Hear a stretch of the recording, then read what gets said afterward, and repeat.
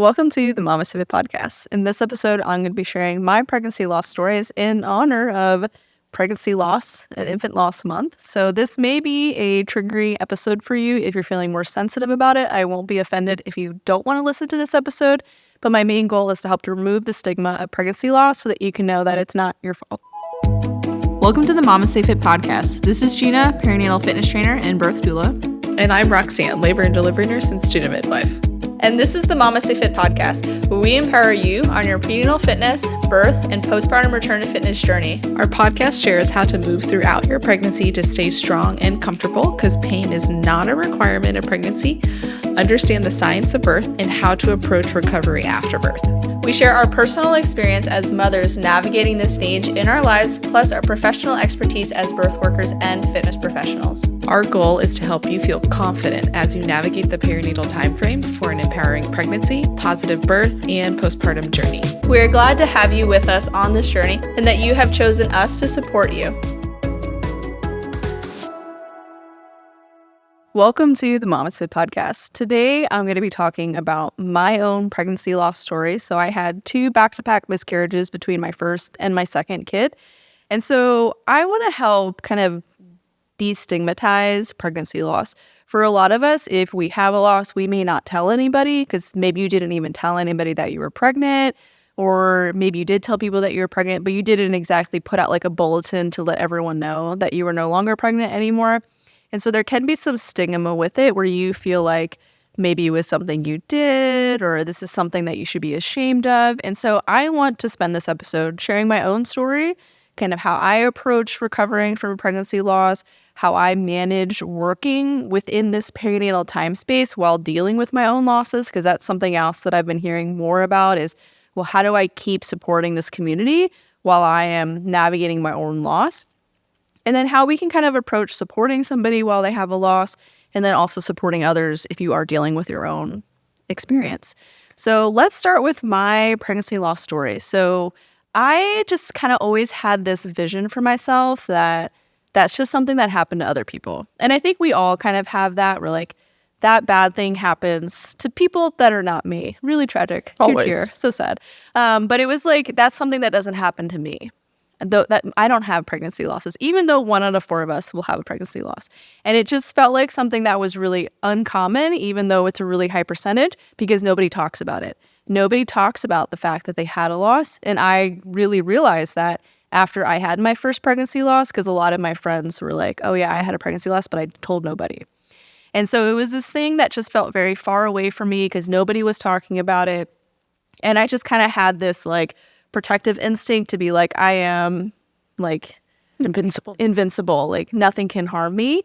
And so when we went into our second attempt to have a child, so we had our first baby and they were trying to conceive baby number 2, we got pregnant pretty quickly and something just felt off for me, but I didn't really know what felt off. And I remember having this more like anxious feeling with it, not because I was concerned like, oh, I might have a pregnancy loss, but something just felt weird to me. And I just had a little bit more anxiety. When I was like 5 or 6 weeks pregnant, I had like really slight brown bleeding. Like it was like really mild bleeding or spotting. It wasn't even enough to like saturate a pad, or it was just like when I wiped, I just noticed like a little bit of brown blood. And I was like, oh, that's probably like implantation bleeding. I also was like super sick at that point. And so I was like, it might just be diarrhea. Like it's nothing. But I still was like Googling it, looking in forums to see like, had anybody else had any sort of brown spotting and were they fine? But it just kind of left this feeling of like anxiety for me. And so when I was around like 8 or 9 weeks pregnant, Roxanne was working on labor and delivery. And I think I came for something to the hospital. Maybe I was bringing you a drink or something. And I was like, hey, like while I'm here, could we just do a quick ultrasound, little ulti, just to see what's going on? And the midwife was like, yeah, sure. I was a patient of the clinic. So like it kind of made sense for me to work with them. And so we were doing an ultrasound on my belly. And at this point, I would be like 8, 9 weeks. And I remember getting an 8-week ultrasound with my first, and it was like a little gummy bear. This was just black. And I was like, I don't look like there's anything there. And she was like, oh, this ultrasound might just be really bad. It's a really Which bad. is literally the excuse every single time they use an ultrasound, even when it was like a perfectly fine. They're like, oh, I just hate this ultrasound. It's such poor quality. It's such a bad And I'm like, ultrasound. is this one really that bad? I feel like it looks the exact same as when I had it at the other clinic. And She's they're like, no, this- it's just this one ultrasound is awful. really bad. It's poor quality. I'm like, So she called the OB in because maybe it was just above her skill level, you know. she was a midwife. Ultrasounds are not our forte. It's a higher level now. So she called in the OB, and the same thing. The OB was like, our ultrasound sucks up here. Like, this is ultrasound is for like 40-week babies. Like this is Not what this 9 ultrasound, week not babies. 9 weeks. That you should go down to the clinic, and we're gonna see your baby there. You might just not be as far along as you think you are. And I'm like, I mean, I might be like a week off, but I'm not like a month off. Like there's nothing there.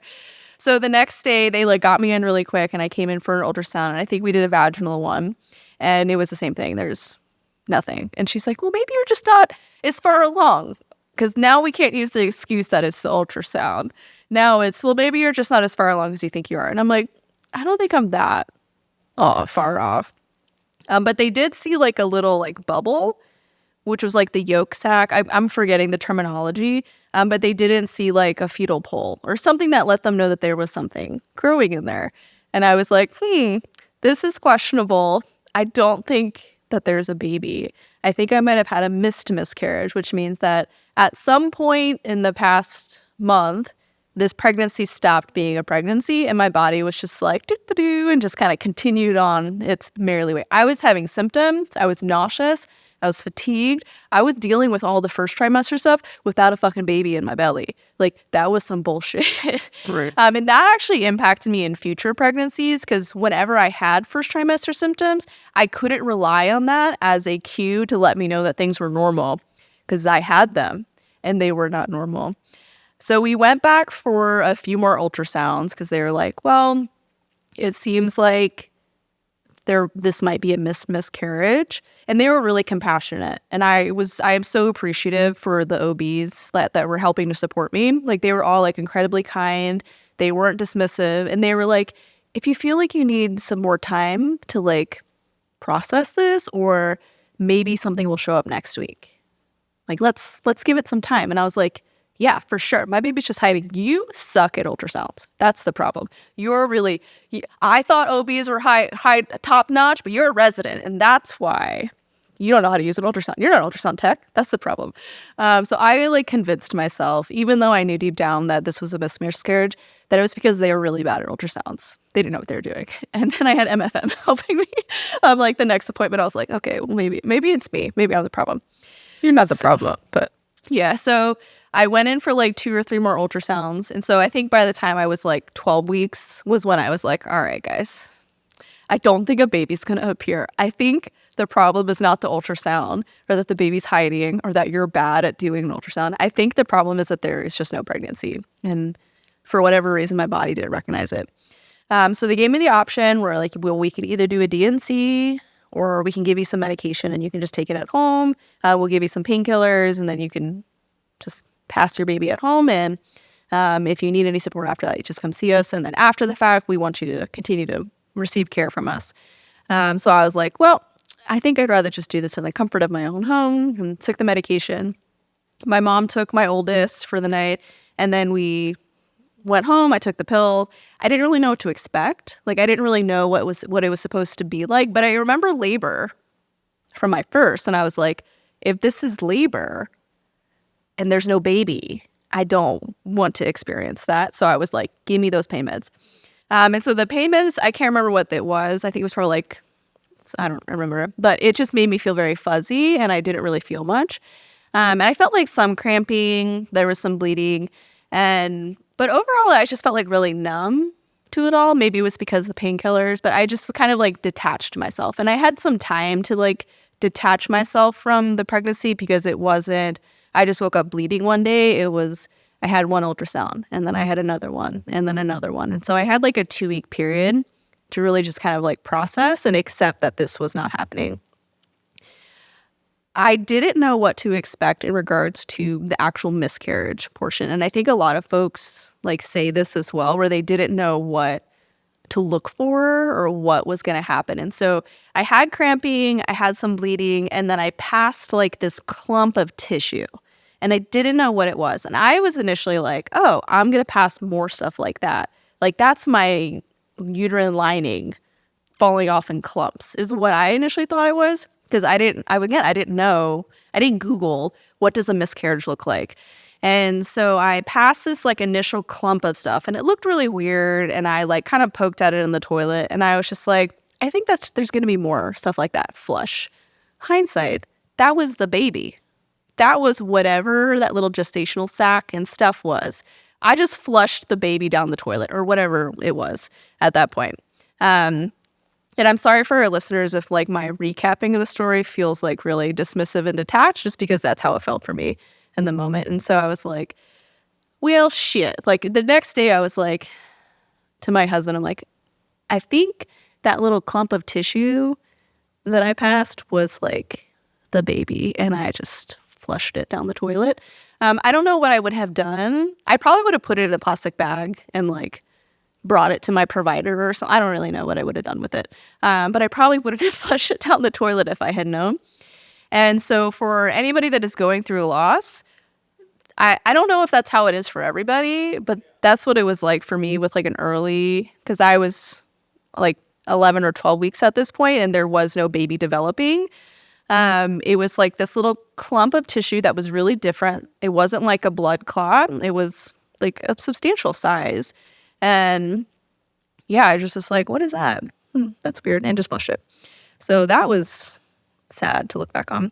So after the loss, I couldn't just like move on with my life. I needed to go back to the provider like every week to get my HCG levels checked to make sure that they were dropping and that they got below a certain threshold to ensure that it wasn't a molar pregnancy, which is the concern, at least for my provider, with the miscarriage was maybe there never was a pregnancy, but it was like a molar one. So if you can explain what a molar pregnancy is. Yeah, a molar pregnancy is basically a tumor within the uterus from a non-viable pregnancy. So the baby did not develop and it became almost cancerous type cells. They're in the moment when you have a molar pregnancy in the beginning of a pregnancy, it is not like cancerous at that time, but they do want it to like come out.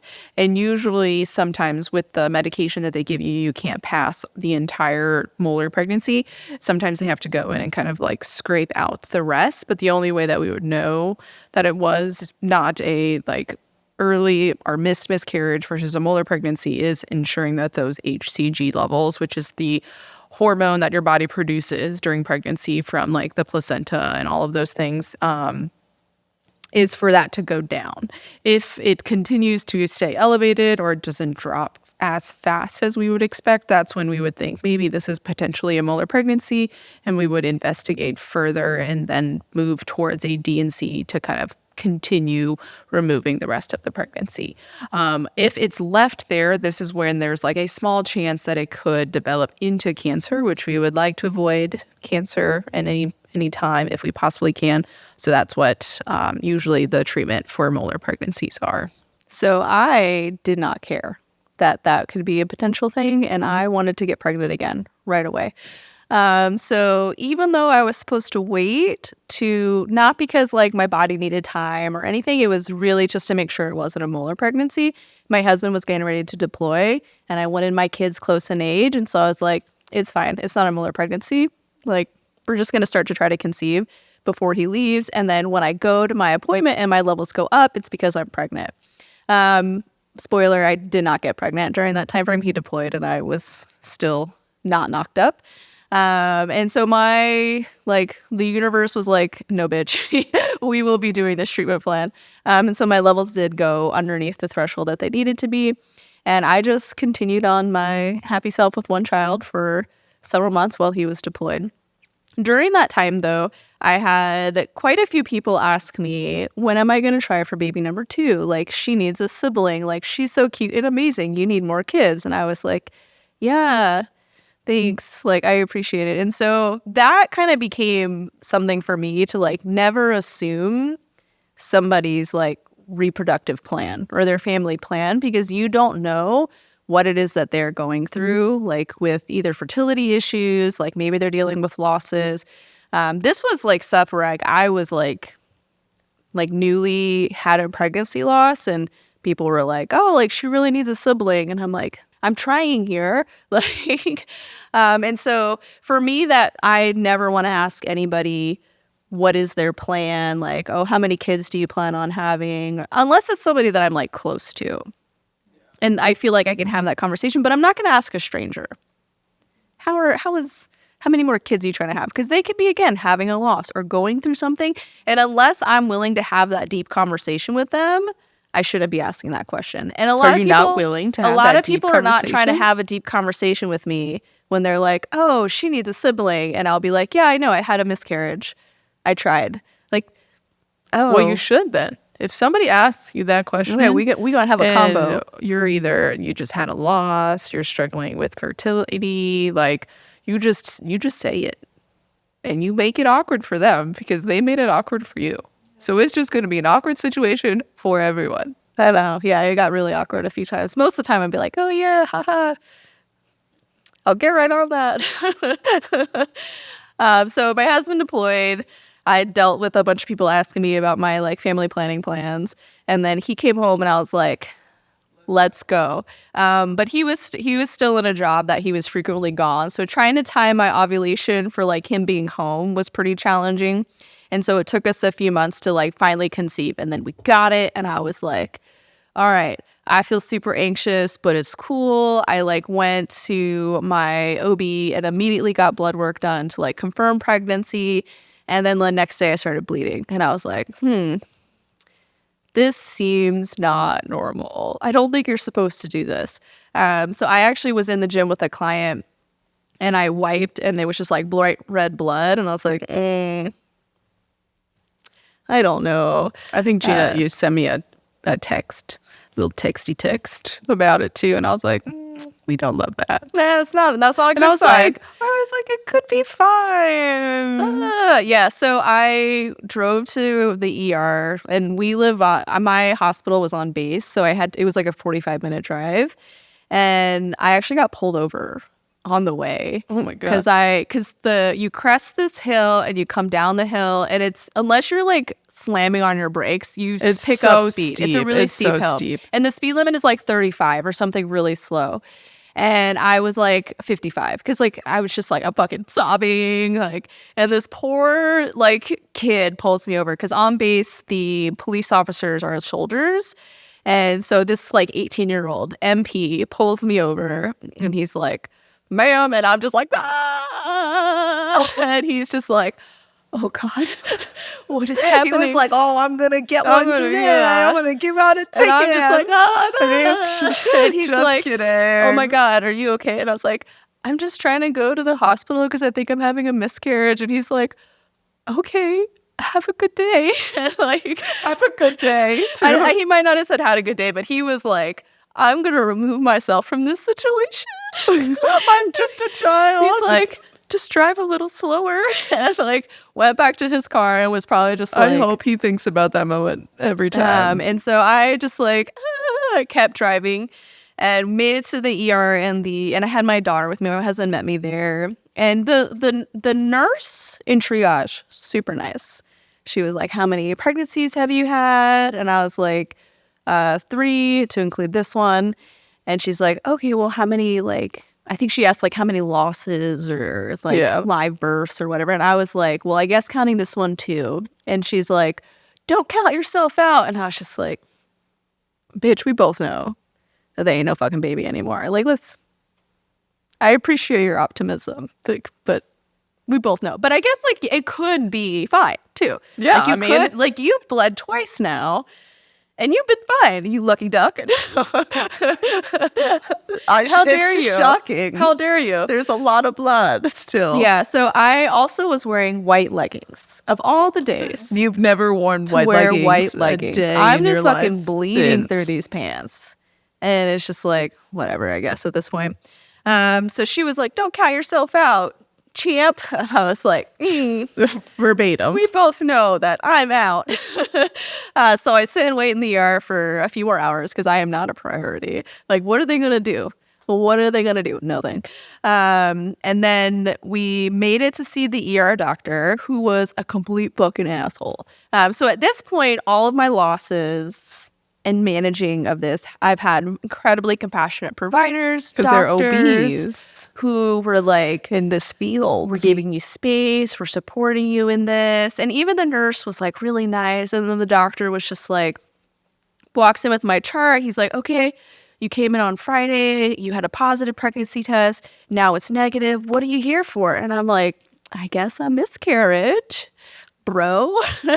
And so I was just like, I guess for a miscarriage. And he's like, all right, well, you're really early, so I don't think I need to do an internal exam. And I was like, I fucking hope not. Like, thank you, though. And he's like, but just lay on your back and I'll feel your belly. And I was like, all right. And at this point, I start crying because I'm just like so overwhelmed with just like the abruptness of this interaction.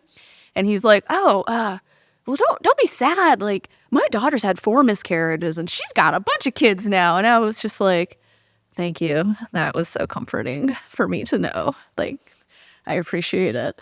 And it was just like a really unhelpful interaction. And I was like very angry. But in the moment, I was just like, so I couldn't be like, oh, I'm sorry, sir. It wasn't a competition. So like, when you have like the conversation in the shower later, and you're like, oh, I could have said you this. have so many better comebacks. No, I'm just in the moment. Yeah. So I am not doing any of my witty comebacks. I am just sobbing. As you're alone in this ER room. Well, my Baron was there too. So my husband was there, but he was also equally like overwhelmed in this moment. So like we were both just like very overwhelmed. I was not expecting him to be like, hang on, let me wipe away my tears and tell you what's up. Like, we're just going to take it and just like move on with our lives. Yeah.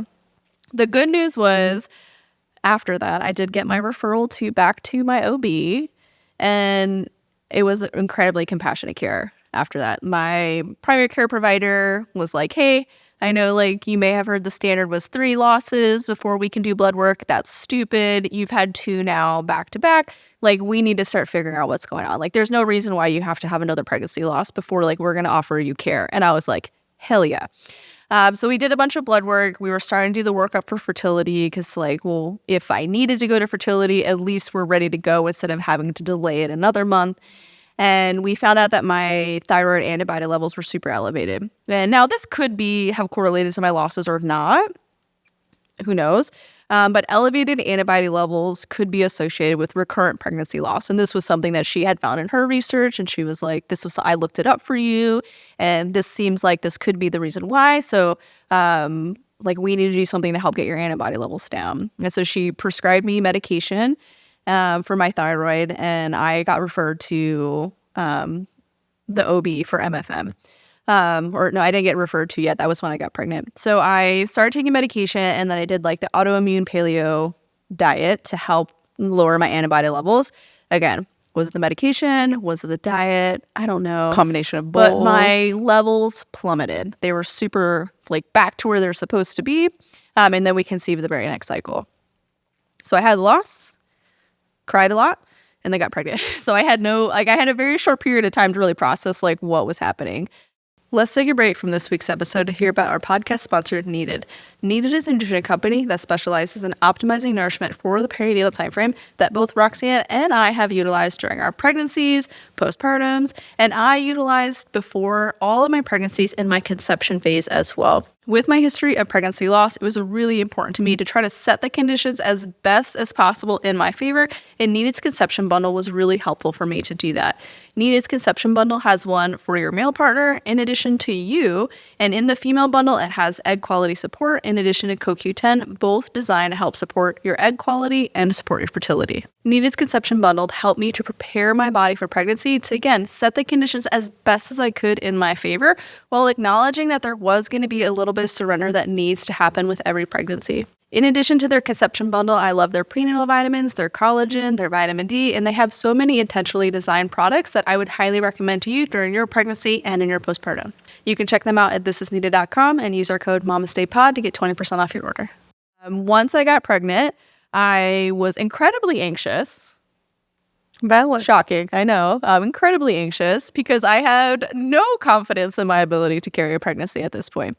So my autoimmune paleo diet immediately went out the window because I was super nauseous. All you could eat was butter noodles. It was like, butter noodles and just tears. Just strong gusts of wind. just sadness. And again, symptoms weren't comforting for me because I had symptoms and there wasn't a baby. Like, at least I wasn't bleeding. And so every single time I wiped that entire pregnancy, you know how many times I pee a day? Every single time Hopefully I wiped, a couple times a day. I checked the tissue. I would look at it and verify that there was no blood. Every single time. At night, I would wake up, turn the lights on, look at the toilet paper. Like, if I How many woke up times to were pee, you waking up at night to pee? I mean, usually like 1 or 2 times. But times 9 months. Every night I woke up at least. I'd wake up and I'd look, and I'd be like, okay, it's not pink or red. We're good. It's just lots of vaginal discharge. Which doesn't help. It doesn't help. There's so much It vaginal doesn't help. discharge during pregnancy. So that entire pregnancy, my symptoms were not comforting for me. Every time I wiped, I'd check to make sure. The one thing that was comforting for me in that first trimester, when it was very like ambiguous, like, are we going to make it? And I was talking to my husband. I was like, if we have another loss, I don't know if I can do this again. Like, this is destroying my mental health. Like, I am not good. I am unwell mentally. A little Zoloft right now. may have been beneficial. And so I was like, we're gonna take a break. Like, if this doesn't fucking work out this time, because I can't fucking do this again. So my provider did weekly HCG, or more often. It was like every 3 days. My HCG levels, I'd go in and get my blood work to see that it was rising, and that was comforting. And then once I was like 6 weeks pregnant, we did weekly ultrasounds. So I would go in once a week. I get an ultrasound so we can see something's happening, and I would do my blood draws. And this went on for like 13 weeks, until I was 13 weeks pregnant. I was like, damn. Because that was the point where it was like, well, this is when your first pregnancy did not surpass. So do you feel comfortable at this point? And so when I hit like the 13-week mark and I was entering into the second trimester, like, we saw baby, he was growing every week, my blood levels were looking really good, like everything seemed to be progressing very normally. The OB was like, do you feel comfortable transitioning to the midwives if you want to change to the midwives instead? And I was like, yeah, like I think I feel comfortable now. Like we reached a point where we're seeing him grow and everything's looking really good. And at that point, I think I could also start to feel him move, which was like another thing to let me know, okay, he's still in there. He's still doing stuff. So at first it was blood draws, and then it was ultrasounds, because again, I couldn't rely on symptoms, and I couldn't rely on the fact that I wasn't bleeding, that I was still pregnant. And so those were really helpful for me in the beginning. And then after that, I could start to feel him move. And I had a little at-home Doppler, which, maybe shouldn't use like further on. But at the beginning, it was just comforting for me to know, okay, he's still in there. He's still doing stuff. And then once I could really feel him move, I didn't use the Doppler anymore. And I was just solely relying on the fact that he was moving and his trend seemed to be really good, that he was still good in there. But that entire pregnancy, I was super anxious. I checked my wipe. Like every single time I wiped, I checked. Don't wipe that way, wipe the other way. Every single time I peed, I'd look at the wipe and like, all right, it's not red. That's good. I felt really disconnected from the whole pregnancy because I was just kind of like, well, if something happens, that'll suck. And I'm already like very fragile right now. I feel like I just need to detach from this. And then I had somebody tell me who had some later pregnancy losses that she never regretted bonding with her babies, even though she lost them. And I was like, you know what? You're right. I could like forget that he exists, and I would feel like fucking shit if I lost him because I never took the time to love him. So after that was kind of like a wake up point for me. And I was like, all right, hey, baby. And I went and like bought it. This was like my third trimester though. So I missed the boat. So in my third trimester, I was finally like, all right, I guess I'll pretend that you exist and I will connect with you. And I like went and bought him something.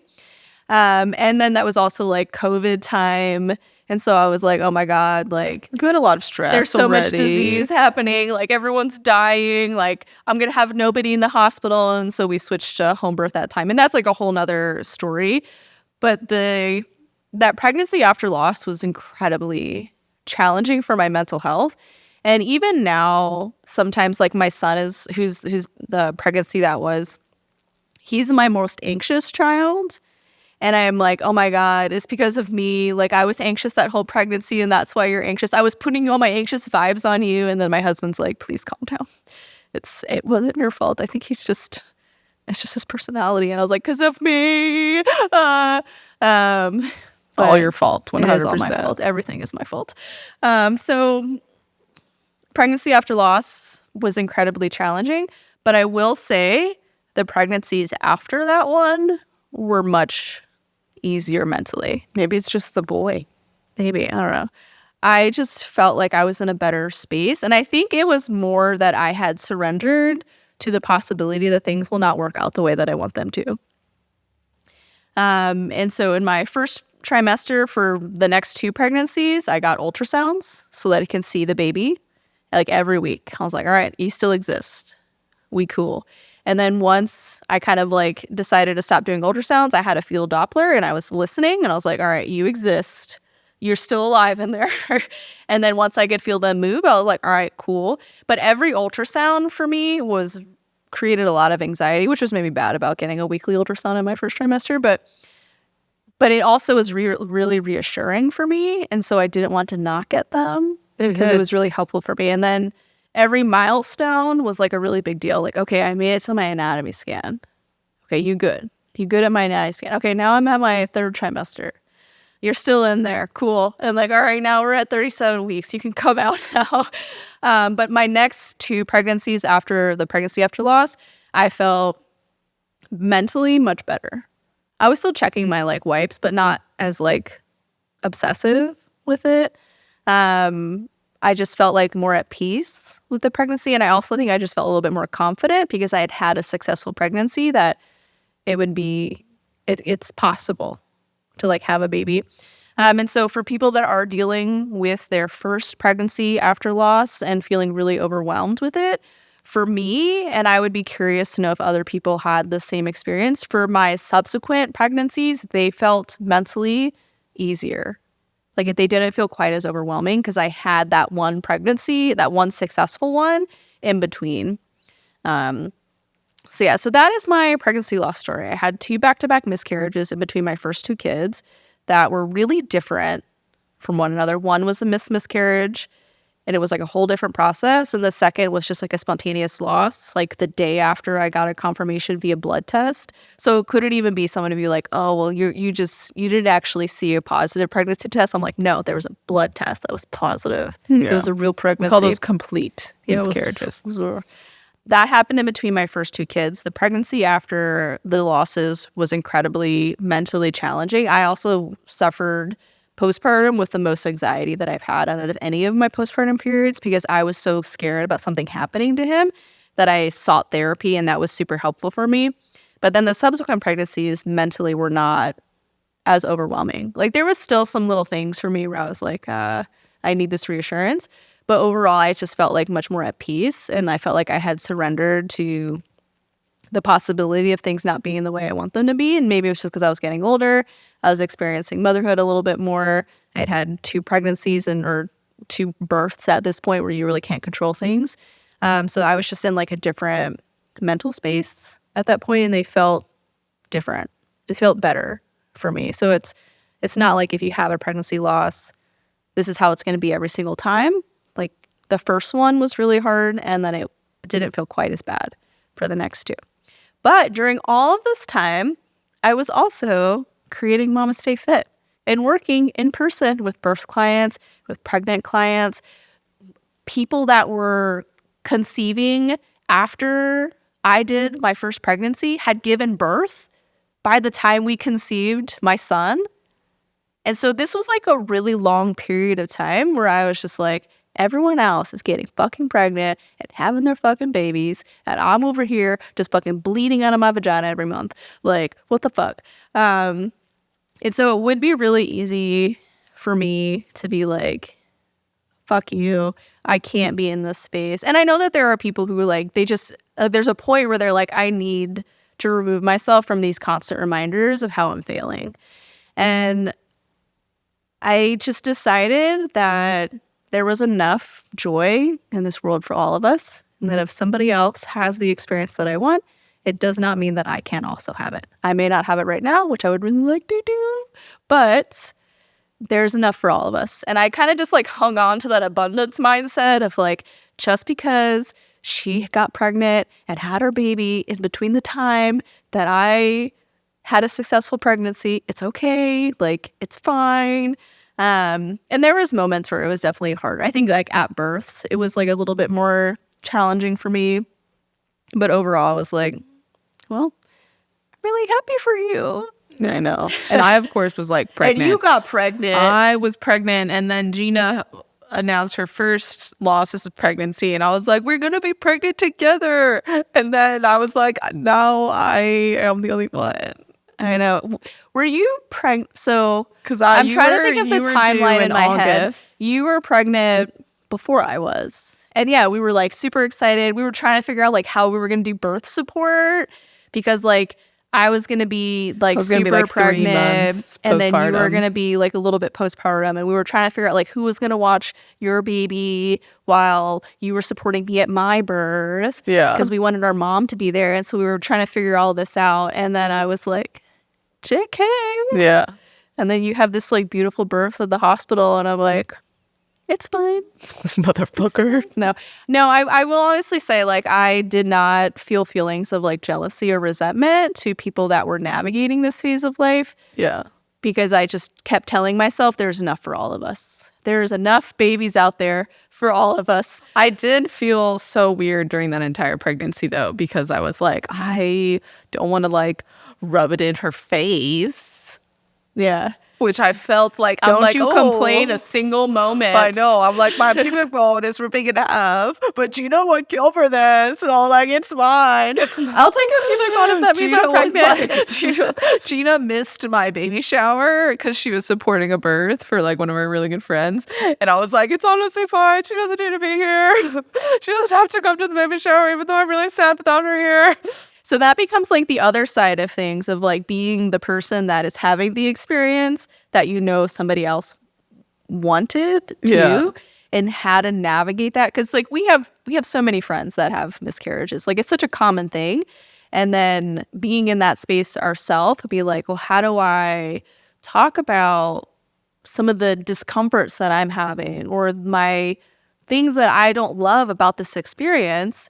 But knowing that like that's what she wants. She wants to be pregnant, and they're struggling, and she's having losses, and I'm over here like, my pubic bone hurts, or I feel really nauseous. I'm fucking miserable in my first trimester. I'm like, I'll take your nausea.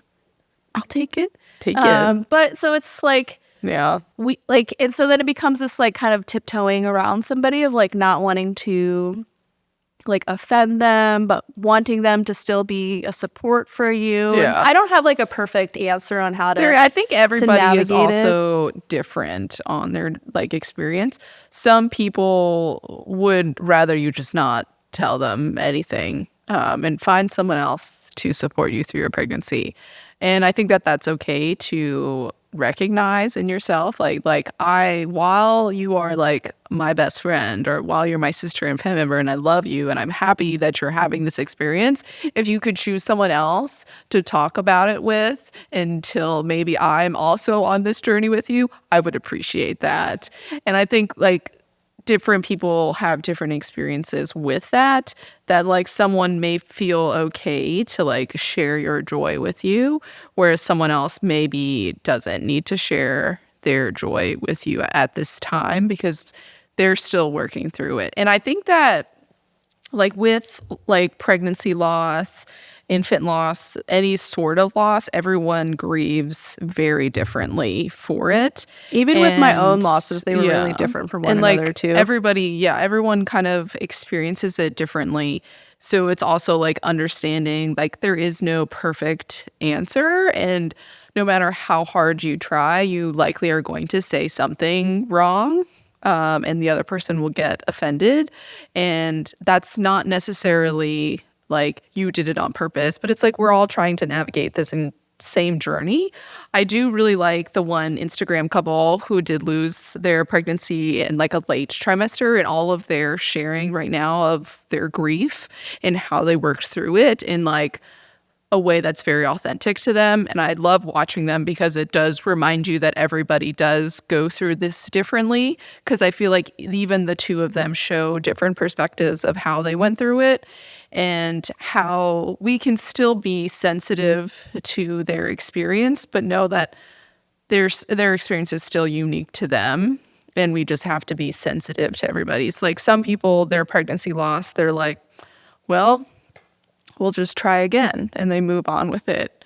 And some people will like still remember every single baby. They give every single pregnancy a name, and they say, when you ask them like, oh, how many kids do you have? They say, I have like however many kids. 3 of them are on earth with me and the others are in heaven, or what. And that's just how they all process it. So I think it's also being like mindful of that. And I think that as a like midwife and provider, this is all like really important to hear and kind of like remember, because anytime like I meet someone, I have to be mindful of how I say different things, because again, they're all on their own journeys. And I would love if ER doctors would also be mindful of this, because they're great at emergencies. If I am bleeding out, I would love for the ER to save me.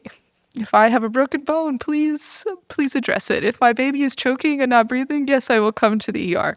But if I'm having a miscarriage, probably not going to go to the ER, because think I've heard one positive experience, and even my own experience where I was literally bleeding through my pants and the doctor just comes in and he's like, okay, got any questions for me? And I'm like, what is happening? Like, no one could tell me anything. What is happening to my baby? And he's like, oh yeah, your baby's fine. Follow up with your midwife. And I'm like, what is it? Like, why am I bleeding through my pants? Like, could you share more information? Like, have a good day. What is happening?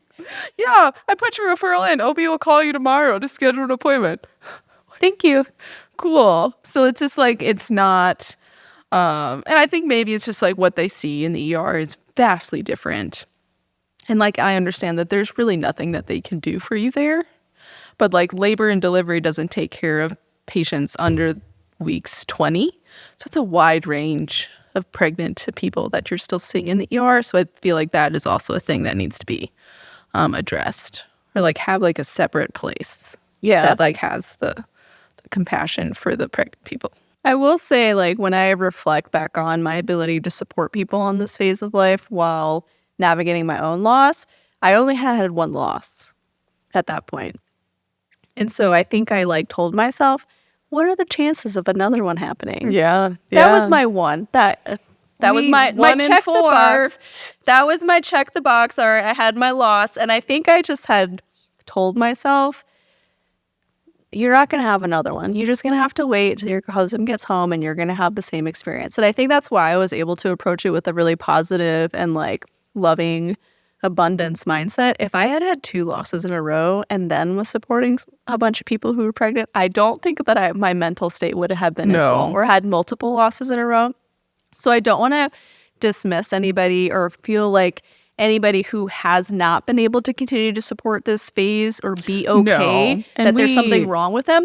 I do think that if I had had multiple losses and was still struggling to get pregnant, this would be a completely different story. Or we wouldn't be here right now. We wouldn't be here because I would have had to stop. Yeah. Because it would have been too hard. It would have been too hard for me to continue to see people have the experience that I want. Yeah. So I only had one loss at the time, because after our second loss, we immediately got pregnant.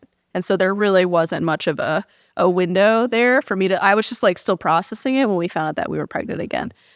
So I do want to point that out. Yeah. Something that we have done each pregnancy, which I think helps to, one, make me feel more comfortable sharing about my losses, is we always announce really early. And now when it comes to like Instagram, like we don't always announce like right as soon as we pee on a stick, because there's like some people that need to know before we Yeah, I would like to not announce tell it. like my mom that I'm pregnant via Instagram. Not Yeah. that she would like see that, Yeah. but like friends. But like I am and telling people family. as soon as I find out that I'm pregnant. Whether I mean, it Gina was, gets the picture.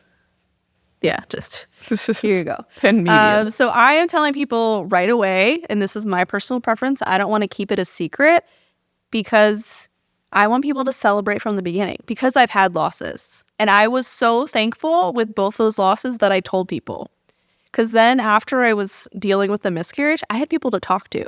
I wasn't just like, oh, hey, Roxanne, so you didn't know this, but I was pregnant and now I'm not. And I need you to grieve with me. Like, you're going to be like, oh my God, like what just happened? This is a lot of And so lot of I emotions. had a lot of people after my first loss that I had told I was pregnant, because I texted everybody right away. I was like, everybody, the world, I am with child. Like, and then it was like, just kidding, I am not. But I had like a ton of people that I got to rely on to provide me support and to talk to. And I was like very repetitive with the things that I was saying, and everyone was looking to help me. And then they were also like more mindful of like what they were saying around me. Like none of those people were like, so when are you going to try for another? I bet all those people they were though, all that holding did space ask. for me. They were letting me know their own stories. And so I was finding out like so many of my friends had losses, and I just felt this like sense of community. And I felt like there was other people on this journey with me during my own loss. Like, I'm not alone in this. I don't have to be ashamed of it. Like, we're doing this all together. And so then for our next pregnancy, I was like, I'm telling everybody this right away. And same thing, even though it was really quick after, it was like one text, just kidding. Like next, delete, iPhone delete. Pre-delete message. Pre-delete. So I told everybody, and then immediately after the loss, I had another community to rely on. And for me, I was like, I knew with both those pregnancies that there were people that were like really excited for this baby for the very limited time that they were here with us. And that felt like really good to me in a way, even when I was like, I was like, well, at least we all were like really excited for you for the little bit of time that you were here. So when it came to my son's pregnancy, I was like, you know what? I don't know how long you're going to be here with me, but I want to be excited. I want everyone else to be excited to have you here too. So I'm going to tell everybody right away, because if I lose you fucking again, I'm going to need some fucking shoulders to cry on, because I'm going to be unwell. Mentally and physically. And so even though I was still like a little detached from that pregnancy until about the third trimester, I still wanted people to know. And because I knew that I was going to need a community if something happened. And so for me, like announcing really early and having other people know that I am pregnant was incredibly helpful for both of my losses. And it's something that I continue with all of my pregnancies afterwards, because I didn't want to feel ashamed for having a loss. And I think there's a lot of shame involved with it, because you feel like, well, did I do something? Like, is something wrong with me? Like, and I mean, somebody could be like, well, something is wrong with you because your thyroid was messed up and that's why you had losses. And so just take responsibility, or whatever. But it's like, I had a community to rely on. And because I was sharing my story, it was making other people feel less guilt about their own experiences. And they're less ashamed to have them.